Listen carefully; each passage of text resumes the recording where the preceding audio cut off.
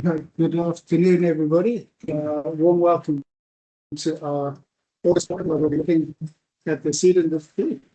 I think some quite exciting discussions that we're expecting to have. A warm welcome as well to our online participants. So perhaps we'll be kicking off today with Seedco, and we had Dr. Learnmore coming to address us. Learnmore is senior plant breeder with over 10 years of experience in crop improvement across various food security crops, including cereals, legumes, and vegetables. Learnmore has a proven track record of leading end-to-end breeding pipelines for different African agroecologies and markets.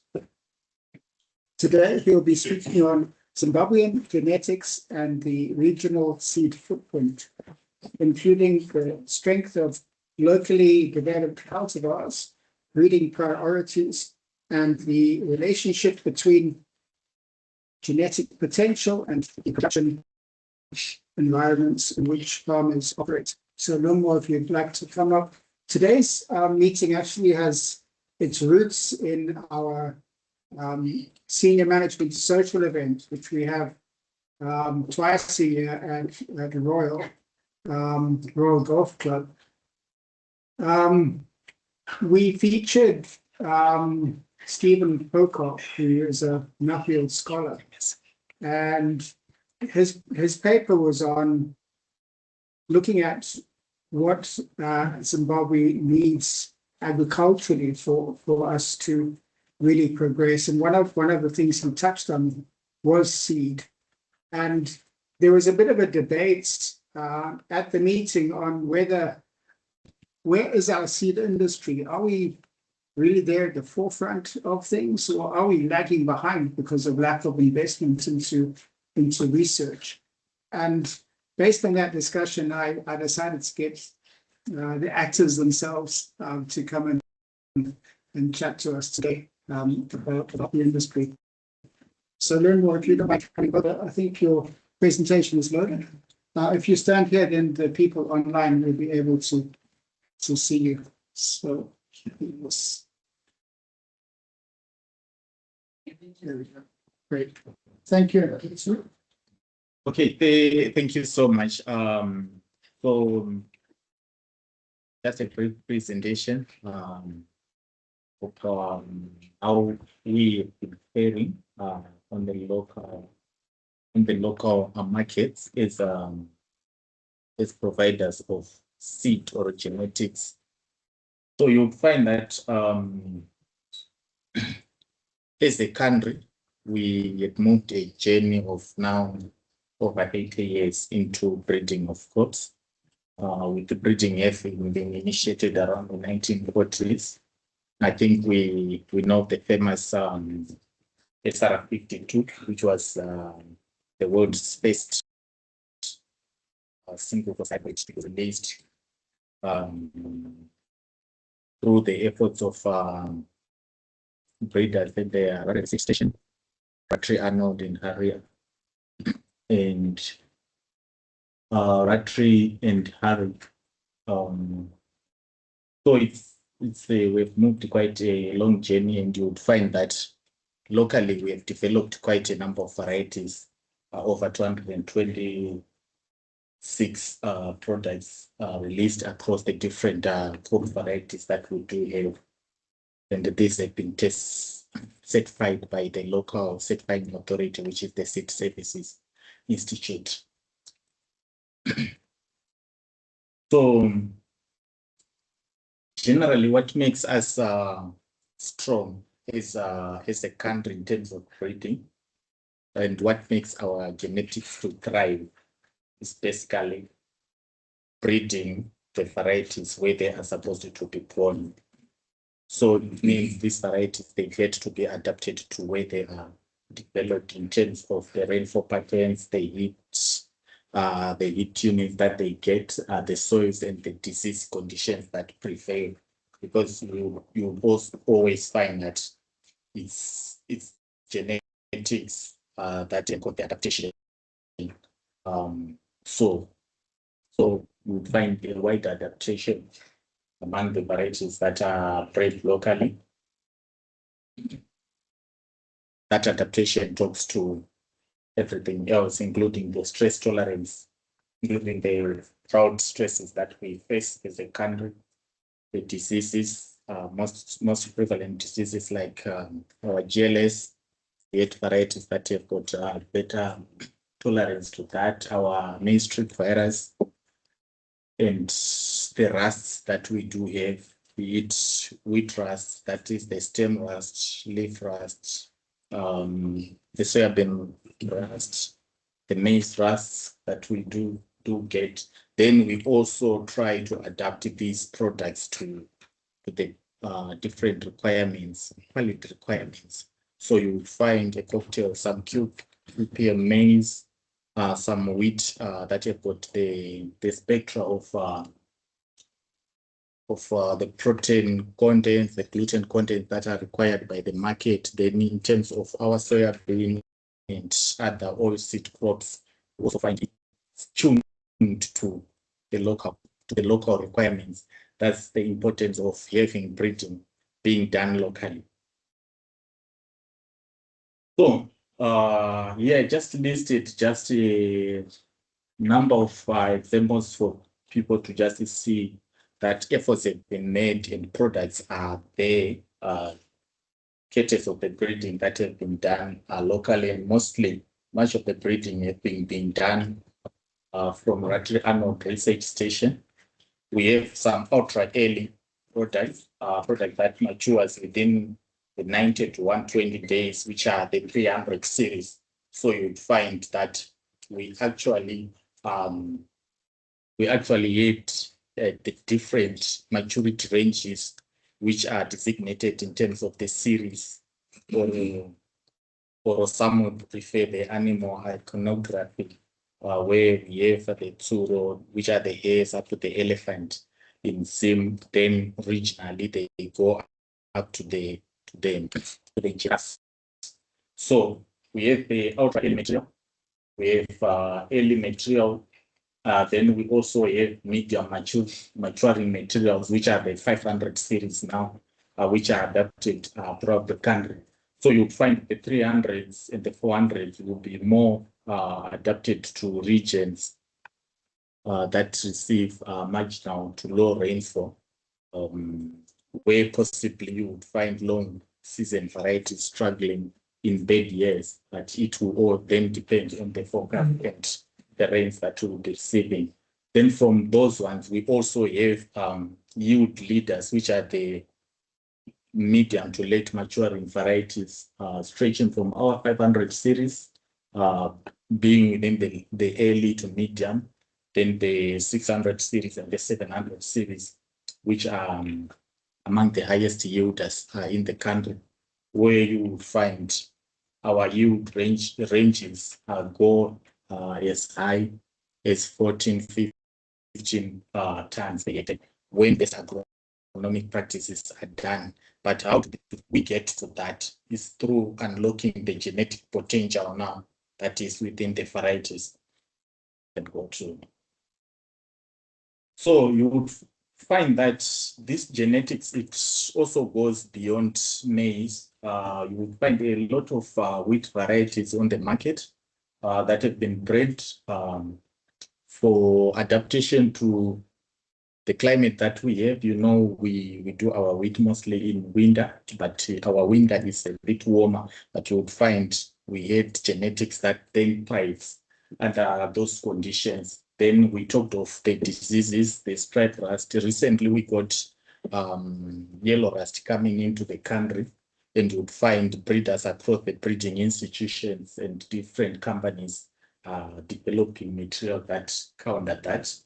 Then also end-use qualities, flower color, protein quality, protein content, and other aspects. Then we have different soybean varieties with different sorghum varieties. We also have cowpea in the country. We have groundnut. Yes, which have got different varieties that are bred bred to adapt to the region. And that adaptation and those traits that are written there, they are products mostly of the genetics that are within the plant. Because when we do the breeding, we will be selecting for traits that encode be it that encode the traits that we need, be it the oil, be it the quality protein, be it even height, even in the yield. We do selection, and sometimes the genetics talks the potential. Then the potential is then possibly limited by the management and other environmental factors. Yeah, you can. So you'll find much of the products that are grown within the region have also had roots from ZIM, from the programs that we said started around the 1940s. Now you find the genetics have spread across the region in Africa. Case example is for Sitco, where you find it has spread regionally. I think we have main offices now. Sitco Zim being the biggest, but we now have Sitco Zambia, Sitco Botswana, Sitco Tanzania, Sitco Kenya, and other markets that we service, even Ethiopia recently, Uganda and other countries. So this establishes markets for locally bred material as well. Then in terms of breeding, you would find that breeding also stemmed regionally into the countries. And if you get, for the example that I've been giving, we are now in Zambia, we have the research station there. Then in Kenya, we have a research station in Kiminini. Then Tanzania, we have a research station in recent, which is quite recent anyway. Then here, as a reference, we have got research stations in Kadoma. Then at Ras here along Shamba Road, Staplefold, and in Zarabani, where efforts are being made to make sure that materials that are developed are adapted to local conditions. Why Kadoma, why in Zarabani you would find there are warmer regions, there are drier regions. So for our drought-tolerant crops, under field conditions, that's where we do the breeding of the ultra early in Kadoma. Then also the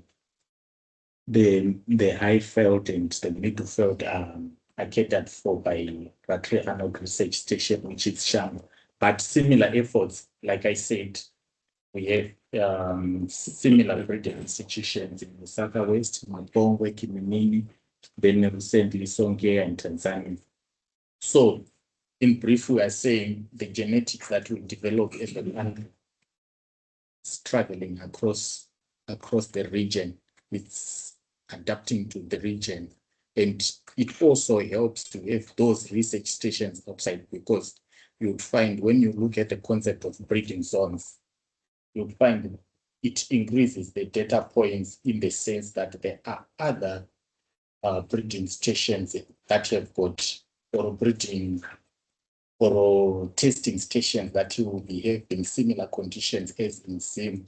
So you find the test adaptation of these products that are bred locally across the region, and it increases the data point to the effect that you will find there are varieties that you will find that are adapted actually regionally, like your 419, your SC719, when you talk of maize, together with other products like your SC signal, when we talk of soybean, SC saga, which actually adapts regionally because of that wider testing of the genetics to then see what we call stability, which one is stable across the region, or which one is specifically adapted to which regions. Then as a breeding institution, we will be able to then recommend to say this product which is specifically adapted there, that's the way it's going to be placed. So So the reality now is the changing climate. We have the increasing stress, and how the breeding is addressing that is we developed early maturing varieties that can perform well even when planted late. So they actually address that. Then to withstand stress as well, we do have quite a diverse crop basket. Like that's where your sorghums come in now. That's where your millets also come in, which are part of the products that are being bred locally by the different breeding institutions. Then we are also seeing an increase in pressure in terms of the diseases due to climate change as well. It just doesn't affect yield, but you'll find as climate changes, there's emergence, re-emergence, or resurgence of pests and diseases. We find new diseases coming in or old diseases coming back, or those scenarios, or disease pressure increasing due to different climate change scenarios that we will be facing. So you find that we are having increased cobras, increased streak. When we go to East Africa, there is maize lethal necrotic disease. Then you saw recently, not way back, we had 4 armworm, which is now a menace.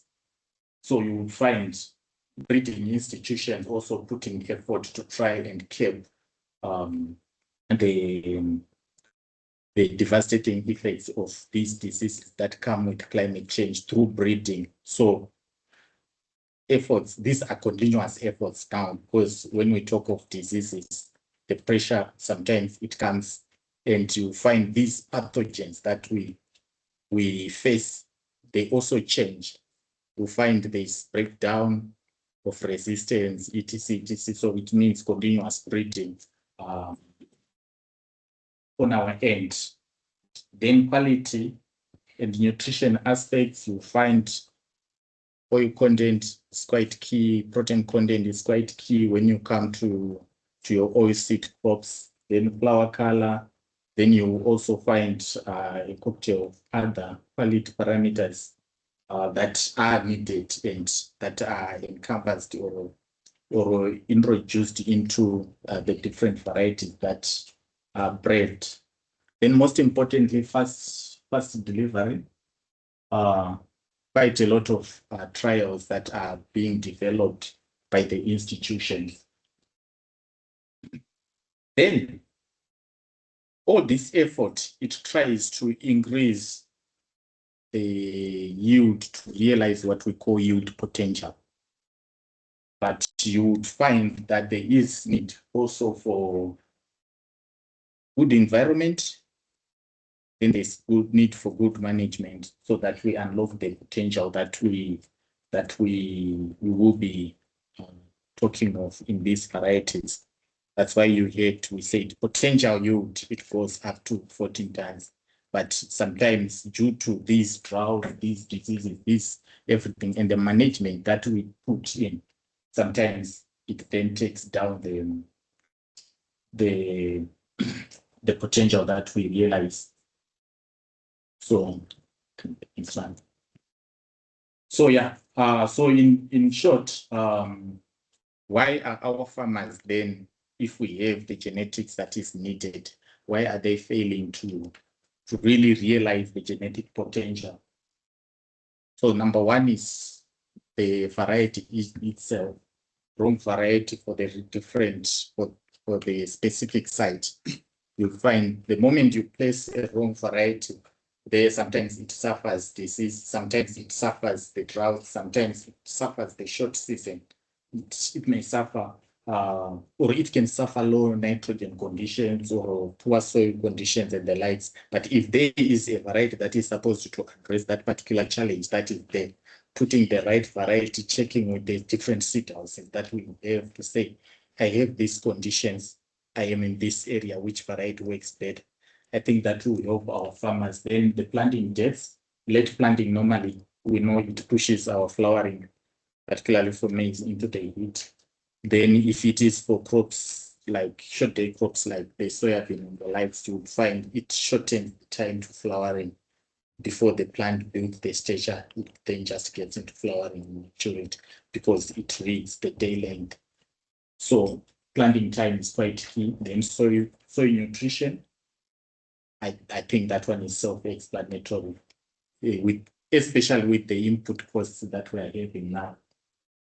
Population and spacing, we know population actually affects the competition that the plants have.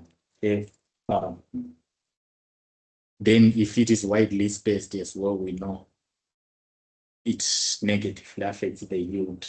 So pest and disease pressure, including weeds, I think this one is something that we really know that it just directly affects our yield.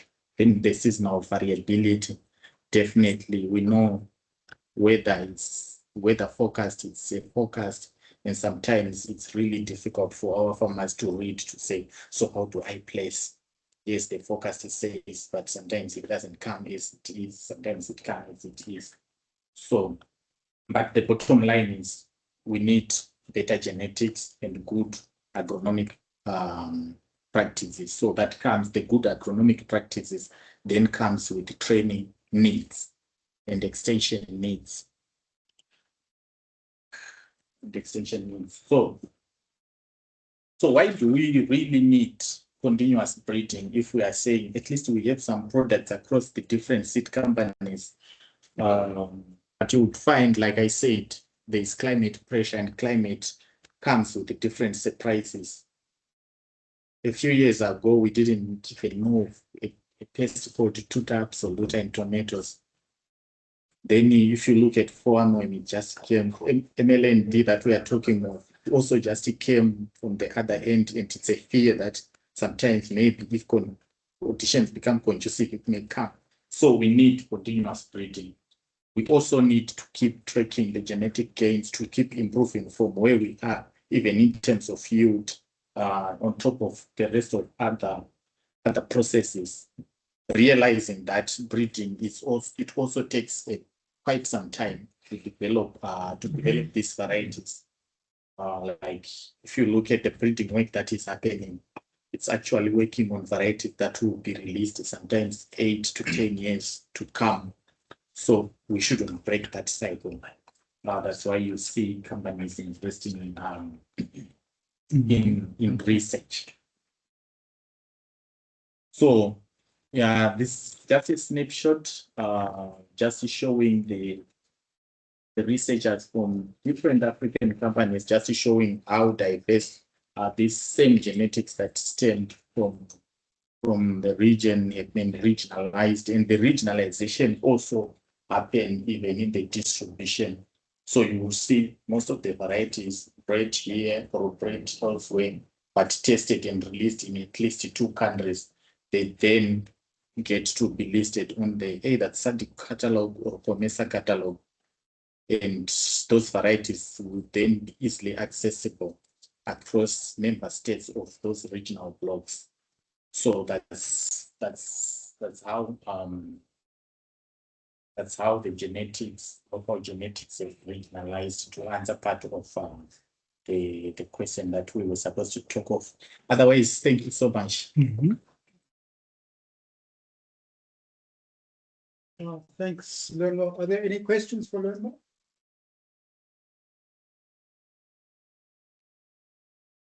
Okay, I have a question. So it seems to me that the cultivars being developed here, they're very robust, because something developed in Zimbabwe can still do quite well in Ethiopia. So I'm sort of wondering how important the environmental factor is, because obviously that country is very different to Zimbabwe, and yet our cultivars still seem to be performing. Yes. So it comes with a wide testing of these products. You would find a product is developed here, but when we do our what we call regional trials, these materials each year they get to be tested in different locations in Zimbabwe, different locations in Zambia. We have testing sites dotted across the globe. So we find the ones that are adapted there, we get to pick them to say this one is adapted to this particular specific environment. Then this one is basically adapted. That's how we pick them. Otherwise, without testing, we may end up losing or throwing away very good genetics, not knowing that it adapts elsewhere better. It may fail here, but it can adapt somewhere, or it fails somewhere, but while it's adapted here. So it's not like cutting edge to say if it's good here, it's also good outside, but it goes now with testing in the relevant market and adapting, putting in exemplars in that could possibly adapt there, so that when you test, you reduce the chances of throwing away everything. Yeah. Okay. And when we look at our, what really strikes me is how we're not really achieving the potential of the varieties on the market. When you look at the average yield, for example, of maize in Zimbabwe, it's very, very low. In bad years, we might be looking at 500 kgs per hectare. And I saw that graph there. That's less than the potential that we had in the 1920s. And we're 100 years later. Yes. We're still not getting there. And I think it's those aspects that you mentioned, management, environment. Yeah. I think it also reflects to say that climate change is real, because you find we now, when we were growing up, we didn't know this term El Nino. Now we have been talking of El Nino, we are still talking of El Nino, and we know the negative effect, particularly to most of our growers who are rain-fed. It's drought is the most dangerous culprit to yield, because it really hits directly on the yield. And sometimes farmers will not have options to really take yields up. And you also find even commercial farmers, they suffer when they start out, because they will be trying to rationalize the water. And the same water, sometimes it's supposed to support the electricity that they have to use to irrigate. So it also gets down there. So that is the support that the farmers really need to say, okay, what intervention? That's why you see foods are also coming in to say, where we are growing, why can't we do it in a way that conserves a bit of some water? Then when it conserves water, it means your yields, at least it goes up. So those are different interventions that also can also come to augment or supplement irrigation. Those with irrigation, those who can use foods on dry land, they can use foods to try to conserve the moisture, try to accumulate the water in the holes, those holes that they put in. So yeah. So I guess talking of El Nino, these are very valid strategies for the coming season. The majority of farmers don't have irrigation, so if they were just to practice from woods up, and then perhaps with one of those 3 series, a short season variety, just 90 days in and out. Yes. Though drought is quite complex, to be honest.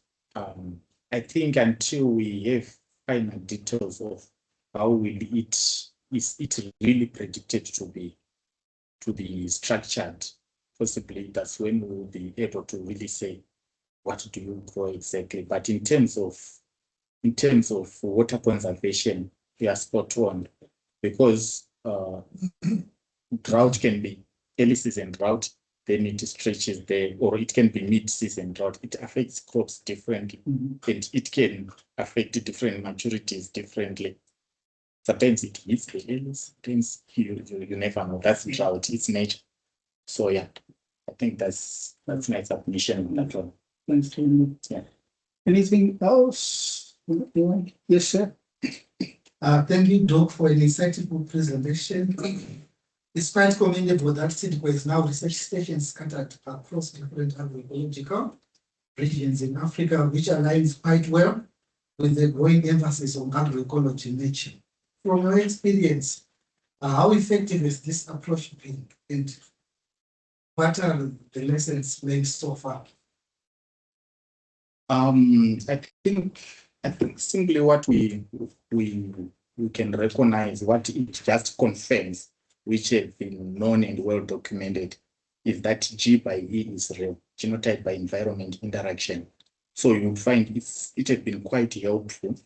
Why? Because you would find that when you test a product widely, you will be able to pick products that are stable, that you can easily recommend where you possibly never tested and there is a real core. But most importantly, you will be able to place precisely varieties where they are best suited. Then it also helps to increase data points when you hear that something is stable across how many sites. Then where are the sites? It's also most important, because we can't just say it's stable within a very small geography. Sometimes you should take it even within the same country, you will find the stability is no longer there. So it has been quite helpful in generating data that have helped to place all these products across different crops in different markets where we are now playing. Because sometimes you find what drives the market or what drives people to say, let's have business here, it's having products that are adapted there. They would say, we have a product for Tanzania, 2, 3, 4. Let's open business there. I think it has been quite helpful. Thank you. And maybe lastly, I'm from academia, so we are mainly interested in capacity development. So what skills and competencies should university equip students with today to ensure that they are ready and meet future demands of the seed industry? Maybe that's one for John better. Okay. Yeah. Maybe I will leave a portion for Doc, but I think universities like in Zim, they've been good on training, plant breeding, agronomy. Then also the agriculture economics is quite key. Then of course agronomy comes with pathology. I think that's quite useful, because those are the requirements of breeding institutions or research institutions to say we need a balance of the agronomy and the breeding. Then, of course, on the other ends, we will be having enterprises for different enterprises like horticulture and other things. But yeah. Thank you. So Lemo, with your presentation, I was thinking maize, but there's a lot more crops than maize, and you did mention some of them in one of your opening slides. There's soya, yes. Wheat. You mentioned, I think, sorghum. Yes. A lot of our farmers reside in areas where it's quite tricky to grow maize. Yet when we look at the number of cultivars that are available for maize, it's by far much more than what there would be for sorghum, for example. So I guess the reason for that is the money is in maize. And if I was making a decision as a company, I would put the research where the main money is coming from, where those other crops would sort of not get a fair go at it. Would that be correct? Or?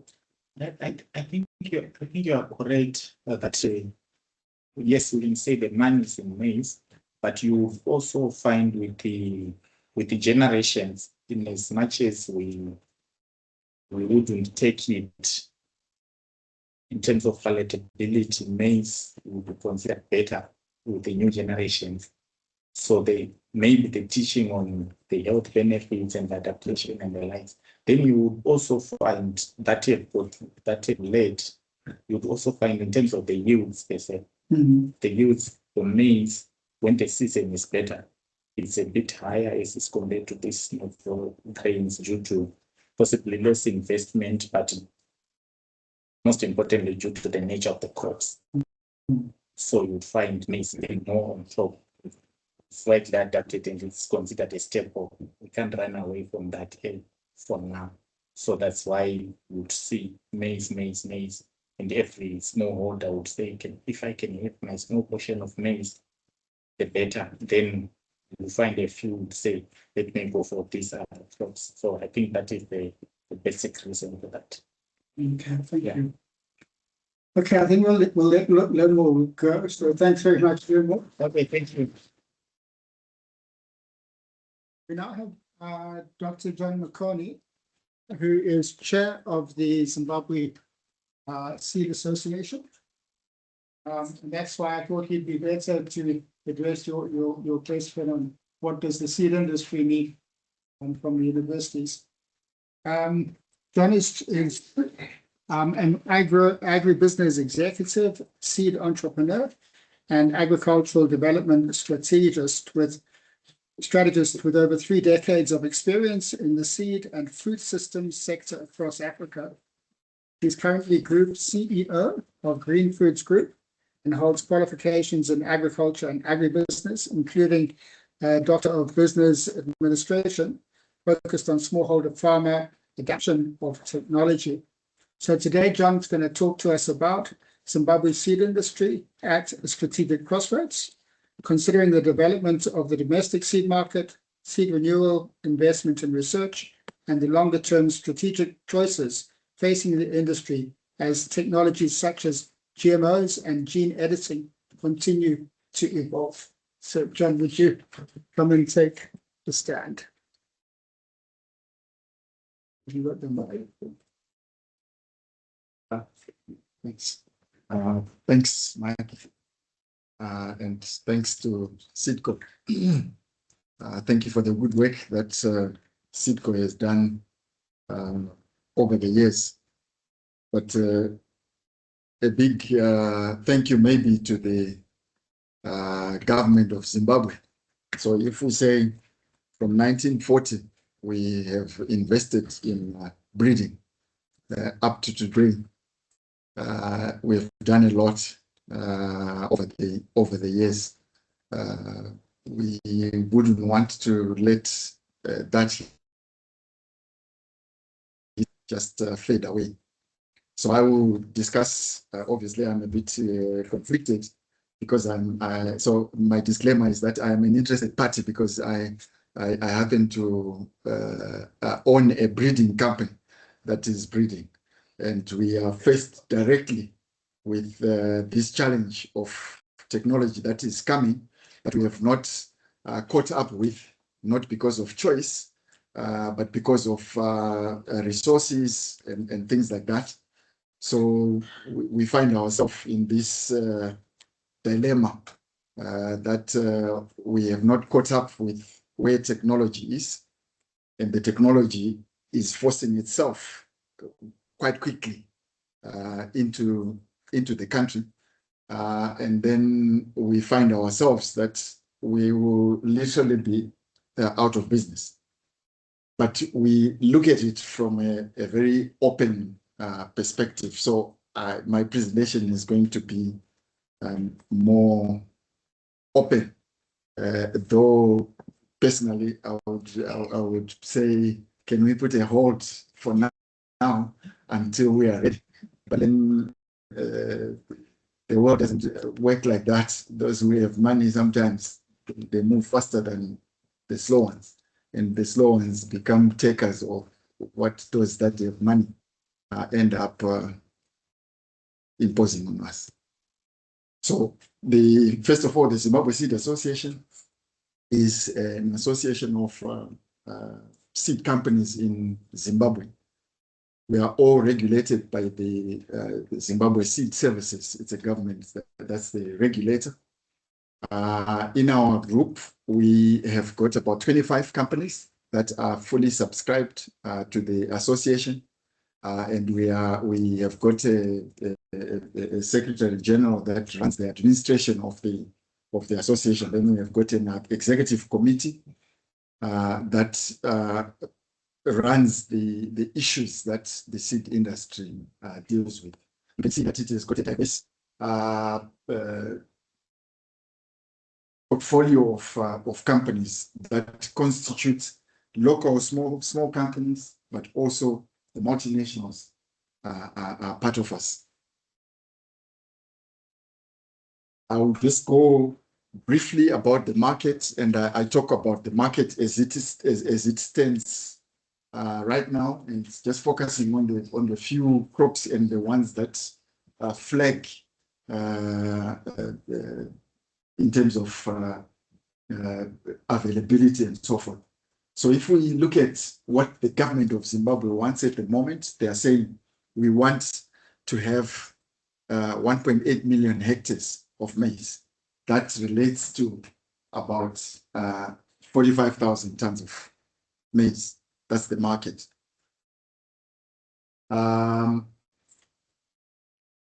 What we have available is verified by seed services and our SC. We have currently 47,800 metric tons of maize seed. That means we've got more than what the country needs. On sorghum, we also have got more than what the country needs. We require 4,180 to meet the hectares that the government is aiming for. And we have got 6,800. On beans, just the dry beans, we need 5,500. We've got a shortage there. We only have 2,379 tons available. The groundnut story may look a bit weird there. We need more groundnut seed than maize seed, or we need as close to almost what we need for. So the government says they want to plant 350,000 hectares. That's what goes. If you say you are going to use about 80 kgs per hectare, you then end up with that requisite. So different crops sit at different levels in terms of commercialization, hybridization, and seed renewal.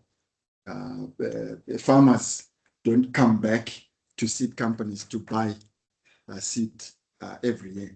That's what I mean by seed renewal. So farmers are still recycling both OPV seeds. They also recycle hybrids. So I was talking about the market. So the biological market is not really the commercial market. Potential market would be the hectares that are needed and the recommended seeding rate. Then the effective demand is what the farmers actually end up accessing. And then the farmer financed commercial demands, that is what drives the seed industry to be able to have excess money, to be able to invest in research, to be able to cope with whatever developments that are happening. So that demand is still not as mature as we would like to be. Yes, we have got the hectares, but the hectares are not relating to what the farmer is paying to the seed company. So the research will follow economics. For us to end up with money for R&D, we need to make sure that seed renewal has increased. We need to make sure that the commercial market has gone up. Then the R&D revenue comes up. So the Zimbabwean seed sector is, while we are old in terms of years of being present, we have not matured to the level that we are investing. You know, a normal seed company should really be investing between 10 and 15% of their turnover in research. But that is not happening because we are not having enough cells. The companies like Seedco will probably be doing it because they are bigger.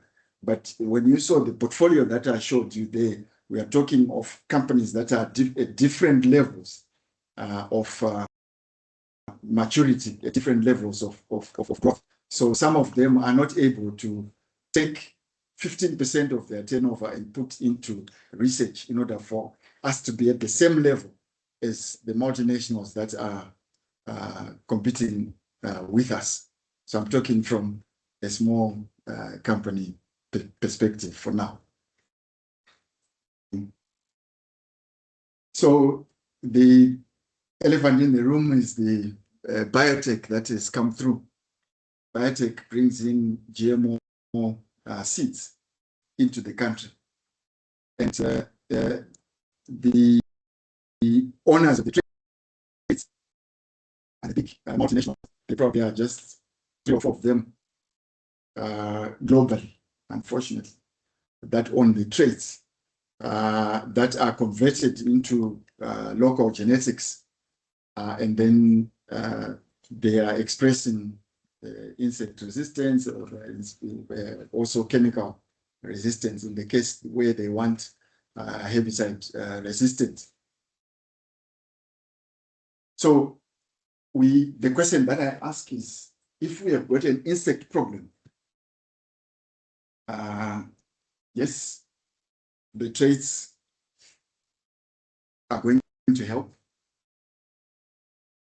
If we have got drought, yes, the genetics helps, but just to deal with the water, and you also need to deal with the soil, and you still need to deal with just general agronomic practices. You need to plant on time, things like that. If the farmers are not renewing seeds as often, if bringing in a transgene or a GMO, is it going to help create some purchasing power? Maybe not. If we have got a weak R&D, which is premised on what I talked about, that we are not investing 15% of our turnover into research. So it means our R&D is weak. So if we import the technology on its own, will it help us to build local capacity? Maybe not.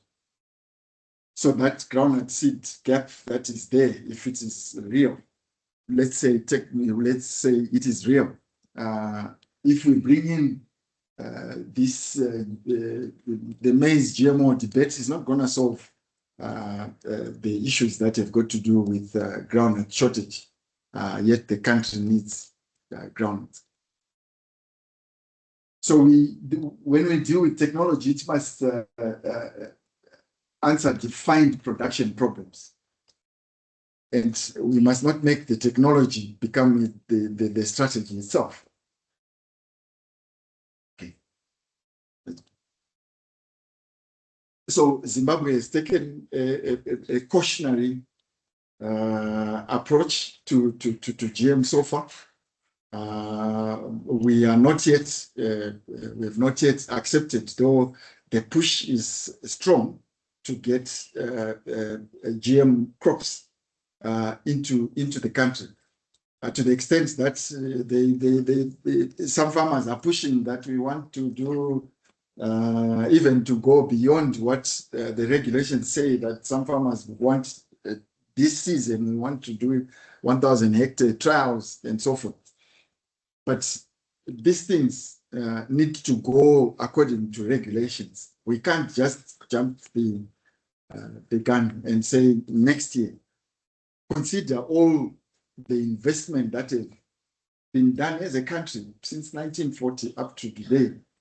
And we can easily cancel that over a season if we are not we're not being cautious. So what have we forgone by not adopting as our neighbor has done, South Africa? Yes, we have not accessed some proven traits that are being used by the big multinationals. We have also not accessed the potential crop protection and some management benefits. And we have also not gotten the experience of using commercial biotechnology at a scale. So we lost that. But what have we preserved as a country? If you look at that, so I asked today Seed Services, how many companies? I talked about the Zimbabwe Seed Association.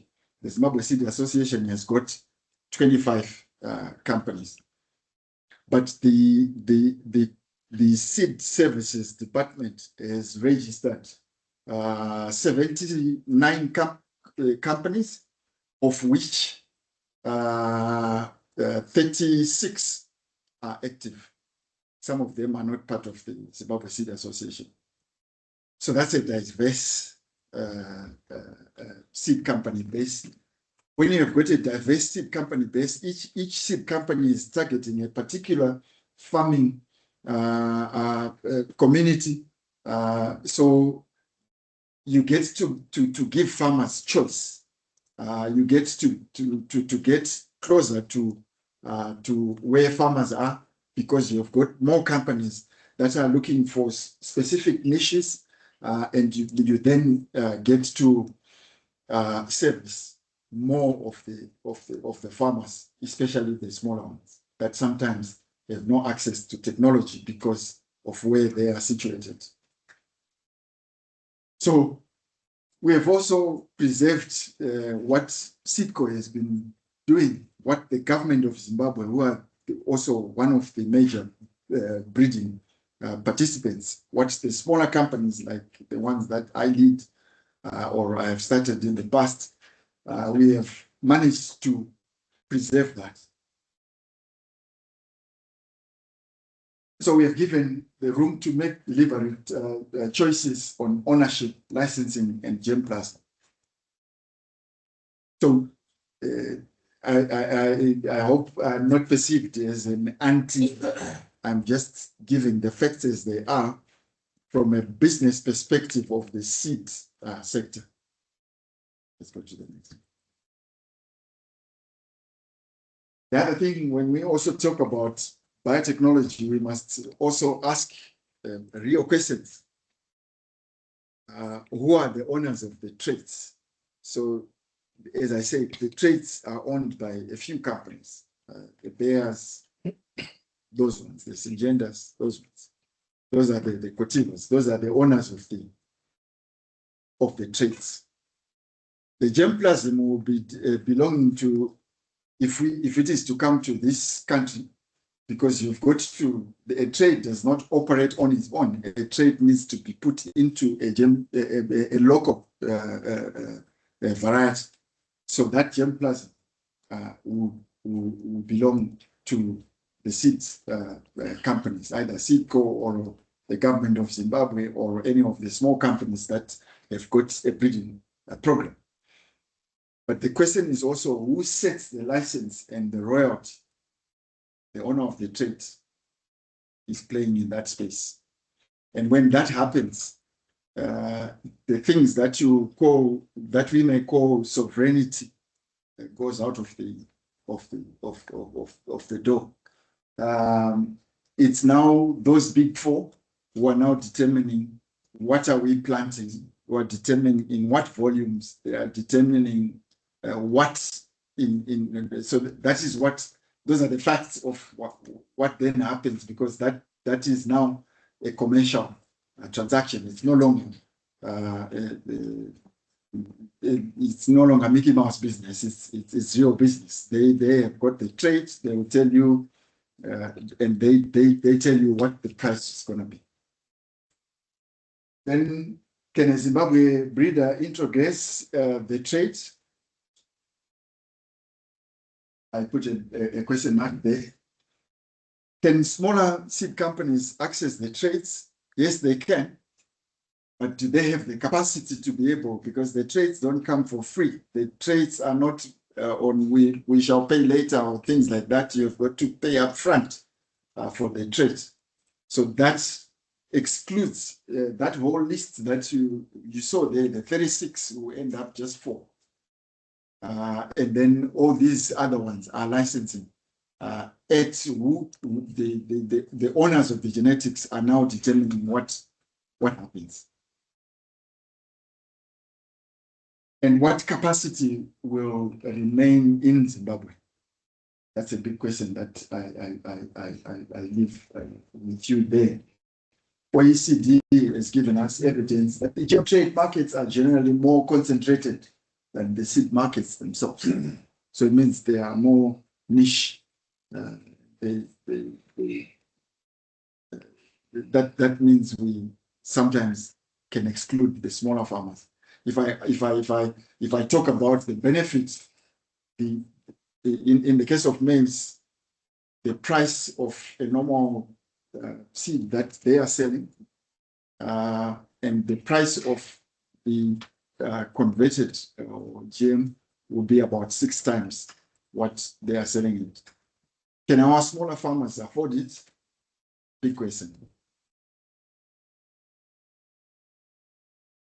So there are other technologies. So the GM technology is not really the end of the technology.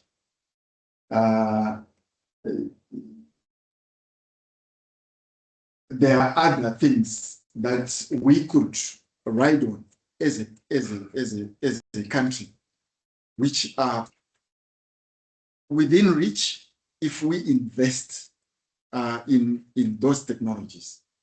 So there are things that we want to breed for drought and heat. You can tell we are in August. If you go outside, the heat that is there and so forth, our crops need to be bred to adapt to things like that. Disease resistance is something like that. Early maturity, because of what has happened in the seasons. The seasons are shorter and so forth. We need to breed for these varieties. Nitrogen use efficiency. There are things that we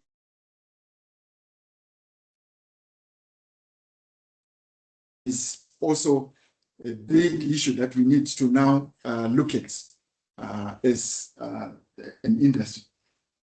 And Zimbabwe already has got the National Biotechnology Authority, and they have got the regulatory guidelines. So we can ride on it and start to invest for us to pursue some of these things that can be within our reach using our own genetics and get us to still maintain our sovereignty.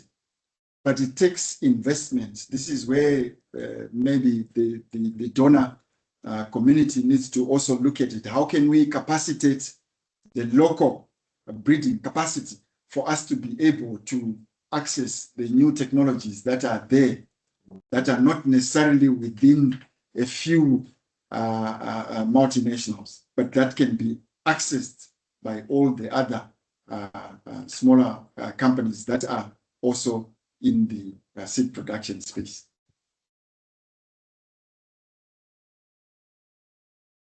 So what are the next things that we should be talking about? Where we are now is germplasm, field testing, seed systems, we are there. We need to create strong public and private breeding networks. That if we have hosted summit, I think, in this country for, I don't know how long, maybe 40 years now.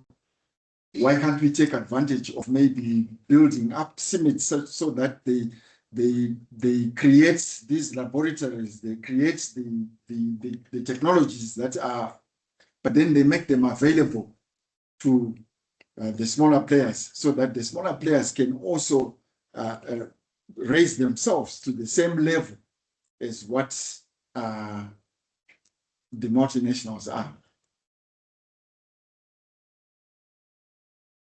There are technologies to speed up the rapid breeding. All these things we have got access to, but our challenge as a country is that we do not have the capacity. So it's how do we build capacity of the local companies so that they can be able to access, so that we don't merely become a market for the technologies, but we also become part of the technology developers. I challenge my own government. They have got within things that they talk about that they will invest 1% of GDP for research. If they could do that and put it into institutions, including their own institutions, which are accessible to the seed enterprises, then we could catch up. We are behind, very behind, but we could catch up. But the conversation needs to be government, private sector, and development agents coming together and putting something that is real for the sector to move up to where it should be. Otherwise, we become just recipients, which we are at the moment. Okay.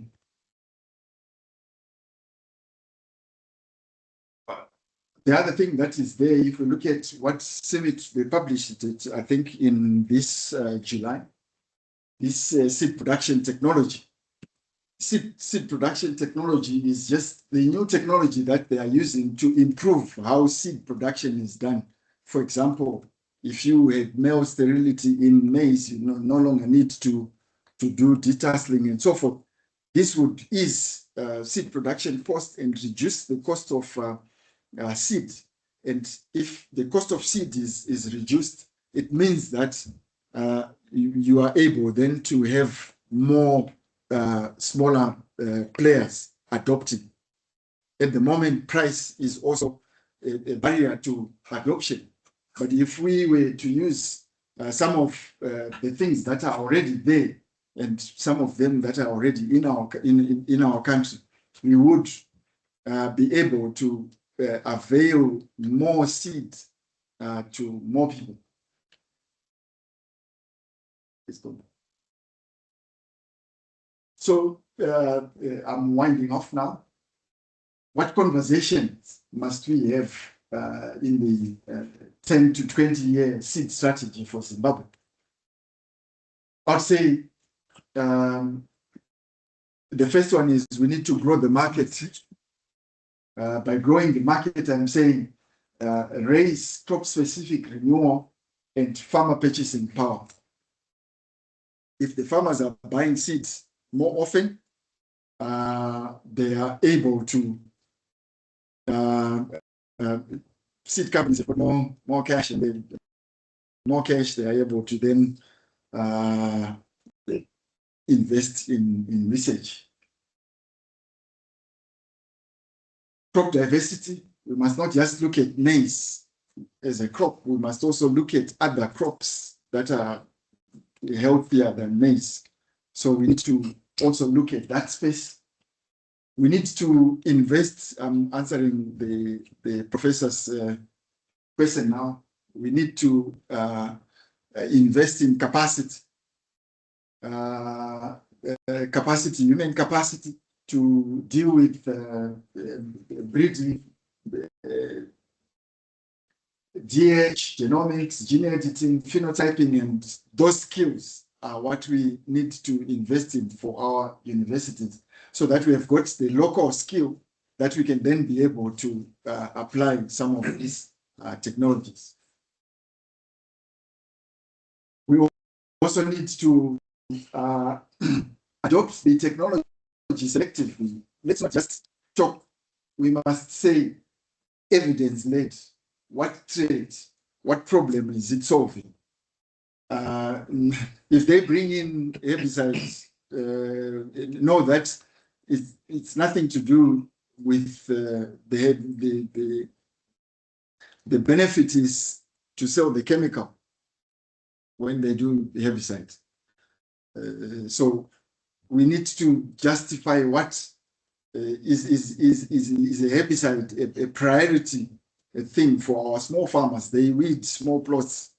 Are we going to increase their seed cost 6 times in order for them for the benefit of not being able to go in and eat a small plot. I just say these things so that I open up for debate. We need to honor our future. We need to protect the germplasm that we have had over the last, I don't know how many years, 40 plus 25. We need to negotiate, we need to put ourselves in a position that we are able to negotiate the IP on an equal status. At the moment, we are receivers. But when we have at least done some research, and we are also somewhere maybe with gene editing and things like that, we can be able to negotiate when the trades come. So in the end, we want to use the breeding base that we have had to be able to be a core to Zimbabwe. SEEDCO is giving us an example that our germplasm, we can be able to be the core producer of some of these technologies for the rest of Africa. Our seed systems are above what most of the African countries are in. So why don't we take that advantage and also lead in the technology side? But that can only be achieved if we have got capacity. So my position would be, we are open to technology, but we are also protective of our capability. And we are ambitious about markets. We have got examples. SEEDCO has already done it, so we can do it. But we must not rush it. We must move at the pace that's where we are starting from. Our starting base is low. So for a while, we need to be protected until we are also where these other people are. Otherwise, we are only receivers of these technologies. Lastly, the question that I leave for the next 20 years is, will Zimbabwe be buying technology embedded in somebody else's seed? Or can we be exporting technology embedded in our own genetics? That's the question. Thank you.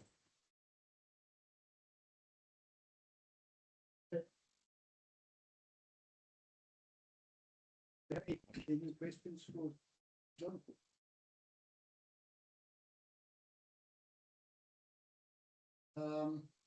So we have 25 companies as members with ZSA, and is it 36? 36 are active with they're registered with seed services. So in African context, is this so average, or is it unusually high? Or? No, it means that Zimbabwe seed sector is advanced. The more companies you are seeing, because they would not be in the space if there was no business opportunity. It means there is a business opportunity in the country. Our adoption of technology has been quite high. Remember, we are moving from when I was younger, our adoption of hybrids was actually above 90%. So there is an opportunity for companies to be able to do business in seeds in Zimbabwe. So would you describe the seed industry to be fairly healthy? Oh, we have got our challenges, and I avoided this because it was not the subject of this. Of this, we have got our challenges because over the years we moved from an independent market and slowly moved to a more public procured market where we would be selling through one channel. But we are slowly trying to go back to the commercial market. This year, I give them credit. Government, the ministry asked the seed sector to lead the pillar that is dealing with Pfumvuza. And they are saying we would like to plant 1 million hectares. Yes, it's a big target, but I say to the seed companies when I talk to them, that's an opportunity to sell 25,000 tons of seed. How can we achieve that? Because that's a commercial. You sell to who wants. And if the farmers are successful because they are planting small plots, they will be able to produce 5 tons per hectare where they were producing 500 kgs per hectare. So we must, as they increase their capacity to buy, it means we will be able to sell more. So we are happy to lead it, and they made me a co-chair in that space, and I'm running with it because I see an opportunity for us to come back to the real market, which is what will sustain the industry. Any thoughts from anyone? Yeah, I got one. Mhm. Without commercial agriculture, you do not have a vibrant seed industry. Because the smallholder farmers cannot afford and don't want to grow hybrids. When the yield of this country on maize is less than 1 ton per hectare, we cannot feed ourselves. So, if you look at the seed industry prior to 2000, it was vibrant, it was working.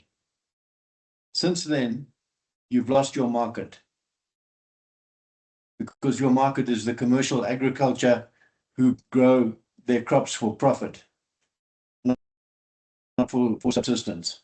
So until Zimbabwe turns a corner and recognizes the contribution and the requirement to have a commercial agriculture, it's not going to happen. That's just a comment. Yeah, Not a question. I can respond to that. So I look at it from a different perspective. I look at it that we have 3 million smallholder farmers. If 3 million smallholder farmers adopt even a Pfumvuza, and within the Pfumvuza they are harvesting 5 tons per hectare, they are commercial. That's what I look at. It's the numbers. The commercial sector has got its space. Let me go again to you. What is our biggest competitive advantage against South Africa as a country in terms of, if I talk about the seed sector, it is having non-GM seeds into South Africa. There is a market in South Africa. I happen to have another leg in South Africa. There is the whole of SAB millers does not use GM maize. They use non-GM maize, and they are looking for that. We could be growing using their varieties yield. They have tested it, and some farmers have talked about 15. They've talked about those yields of those varieties. The GM varieties that are in South Africa, they do not yield any more than what these varieties are. They are comparable. So we are not comparing the same things. If we bring in the GMs now, and remember, I'm not saying we must not have GMs. I'm just saying you have got an industry where you have invested, where the country has invested for the last 65 years, if my math is correct. And we are going to cancel it because we want to accommodate a few multinationals. But yet we can correct the small scalers can be commercial farmers. And I stand, my whole life I've spent in that space. And if they've got access, we need to deal with the things that are affecting them. One of the biggest things is the soil. The soil is being depleted. So we need to get the carbon into that soil. And then we need to deal with the water situation of those particular farmers. With all respect, I do appreciate the need and the push, but we are pushing it and we are taking ourselves out of being competitive. We can still export to markets that do not want the rest of Africa, the African free trade area. We can export maize today if we produce. The numbers that come from the small scalers, they add up. If each is producing 5 tons per hectare on that plot, add up those numbers. They still make business sense in my own mind, but I could be. I think that the thing is the market has not disappeared. The market for some years has been the government. And now I think the move that you were describing is to move away from that government market back to an independent market of millions of smallholder farmers. And how might that be done? How might the farmers access all those hundreds of thousands of farmers? How might they access seed in a way that's going to be commercially viable? Because there's lots of logistics costs and all sorts of things involved. That's the investment that is needed from government. That's the investment that is needed from the development sector. In order for us not to forget, we can't just write off 3 million people. They need food. They need to be commercial in order for them to participate in the economy. Why do we exclude them? We want to impose them buying seed that is 6 times the price that we can supply them with local genetics. So reading sort of your presentation, the technology that you are saying Zimbabwe needs, I guess South Africa has this technology. South Africa is also not yet there. They are working towards it. They've received multinational technology that is coming to them. What has happened to the local companies? You all used to know Panas and so forth. Pana has been now bought by Continental. Pana had a footprint, just like Seedco, a footprint in the rest of Africa. The moment trade came, Pana is normal. That is what is going to happen in the country if we rush before we have capacitated our own. So I say it with a lot of passion because I am affected. So outside of South Africa, what's the situation within Africa? So Kenya is also cautious. So Kenya at some point when there was an announcement by one of the presidents when he got elected, but it was it was also premature. And then they reversed it because the biggest seed company in Kenya is a government company. So if the question will come, what is the cost of the trade to that company? And who is now going to call the shots? Are we going to be sovereign anymore? We won't be sovereign. So that's mine. But I also say there are benefits to these technologies, but it's now about stage. At what stage are we in order for us to adopt? If we rush it, we kill what we have built over the years in one season.